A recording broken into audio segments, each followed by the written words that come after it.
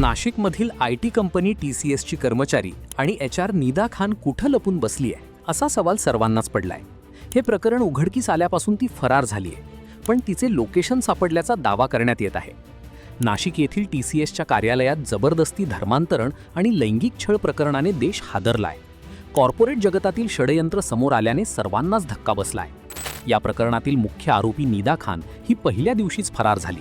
ती अजून यंत्रणांच्या हाती लागलेली नाही, पण तिचे लोकेशन सापडल्याचा दावा करण्यात येत आहे.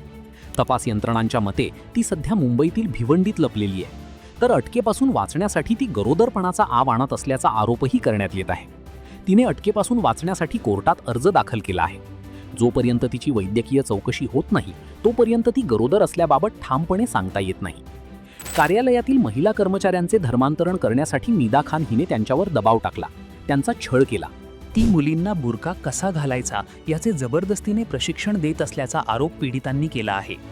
तर इतर कर्मचाऱ्यांनी यातील काही महिला कर्मचाऱ्यांचा लैंगिक छळ केल्याचा आरोपही करण्यात आला आहे.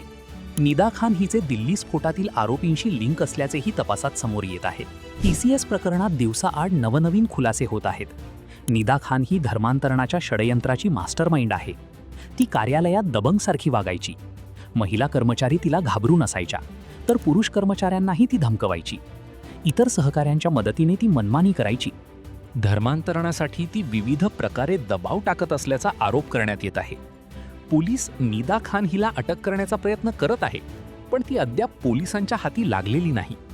पोलीस तिच्यापर्यंत का पोहोचू शकले नाही या चर्चांमुळे नाशिक पोलिसांच्या कारभारावर मोठे प्रश्नचिन्ह उपस्थित आहेत.